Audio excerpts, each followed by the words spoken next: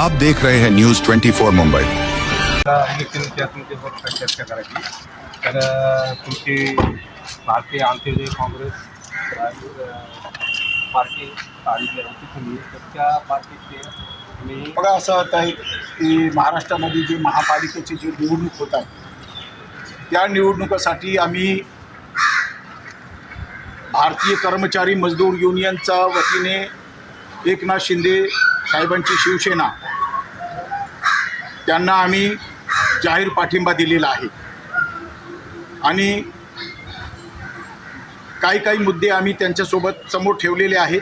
ते लवकरात लवकर 2 दिवसात सर्व क्लिअर होऊन जाईन आहे आणि महाराष्ट्रामध्ये एकनाथ शिंदे BJP युती 29 महानगरपालिकेमध्ये जवळपास आमचे सर्व महापौर आमचे असते महाराष्ट्रामध्ये, अशी मला पूर्ण खात्री आहे। मग दुसरी गोष्ट असे की तुमचे भारतीय कर्मचारी युनियन आहे, या युनियनचं काम खोकली इथं चालू आहे, युनियनचं काम खोकली इथं चालू असल्यामुळे तिथं काहीतरी ॲक्शन वगैरे झाला कंपनीमध्ये, काय 1-2 लोक एक्सपायर झाले आणि कोणी एन्जॉर्ड आहेत वगैरे, त्याच्याविषयी तुम्ही काय काम करता?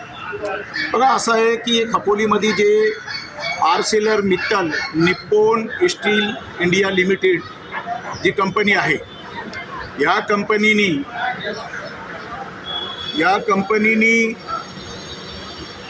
थर्मॅक्स म्हणून एक कंपनी आहे त्याला कॉन्ट्रॅक्ट दिला।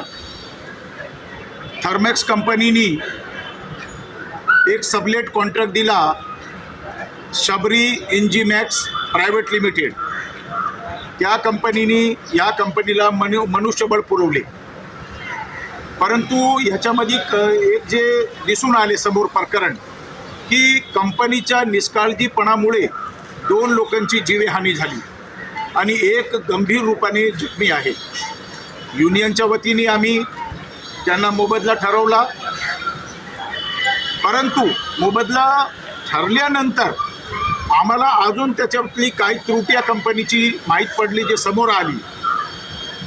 मग मी महाराष्ट्र औद्योगिक व सुरक्षा या संचालकाशी भेट केली मी आणि महाराष्ट्र कामगार आयुक्ताशी मी बोललो की त्यांच्या कुटुंबियांना चांगला मोबदला मिळावा, कारण हे कंपनीच्या निष्काळजीपणामुळं 2 लोकांची जीवहानी झाली आहे आणि जीवहानी त्याला नाही म्हणू शकत, कारण हे मर्डर झालेलं आहे।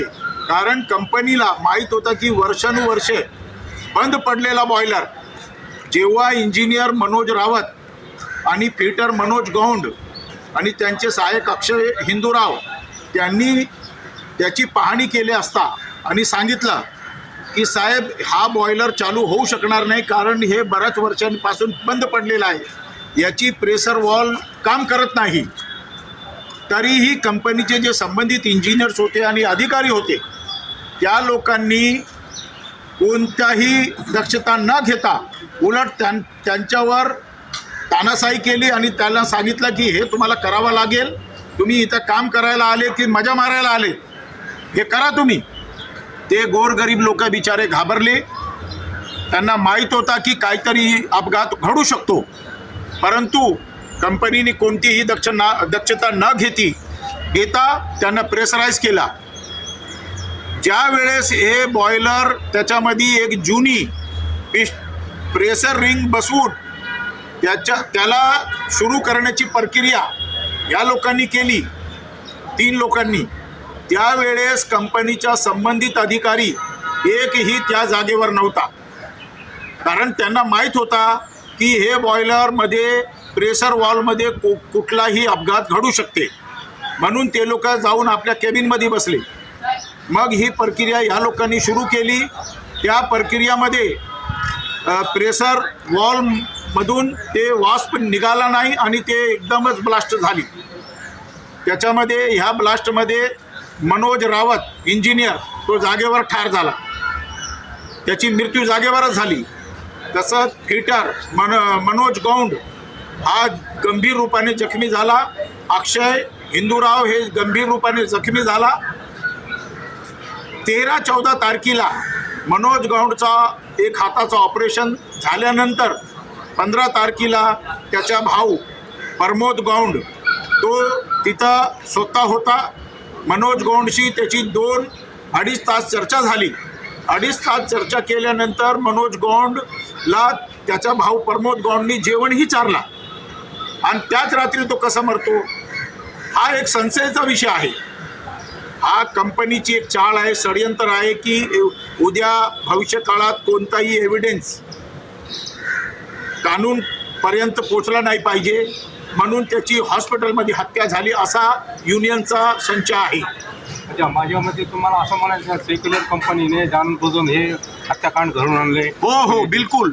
Arcelor Nippon Steel India limited कंपनीने जाणून बुजून मनोज गौंडची हत्या हॉस्पिटलमध्ये करायला लावलेली आहे असा युनियनचा ठामपणे मत आहे. अच्छा, युनियनचं आपल्या इथून पुढचं कार्य काय? युनियननी प्रत्येक ऑथॉरिटी जे संबंधित अधिकारी आहेत, संचालनालय आहेत, त्यांच्याकडे तक्रार नोंदवलेली आहे आणि आम्ही DGP महाराष्ट्र पोलीस संचालक यांनाही पत्र दिलेलं आहे की या कंपनीवर आणि याच्या सबरी एन्जिमेक्स कंपनीवर या कंपनीवर गुन्हा दाखल करण्यात यावे. ह्या दोघांच्या मर्डरच्या विषयाला घेऊन कायदेशीर यांच्यावर कारवाई करण्यात यावी असा आम्ही कारवाई सुरू केलेली आहे. लवकरात लवकर त्या कुटुंबियाला न्याय मिळणार आणि त्यांना एक चांगला मोबदला मिळावा असे आमचं मत आहे. तरी तुमचं काय मत आहे की बा कितीपर्यंत मोबदला देण्यात यावा? माझं मत आहे, मी सरकारकडे मागणी केलेली की त्यांना प्रत्येकी कुटुंबियांना 1 कोटी रुपये कंपनीच्या माध्यमातून मिळावा. धन्यवाद. मी दिलीप सोनवणे, न्यूज 24 मुंबई.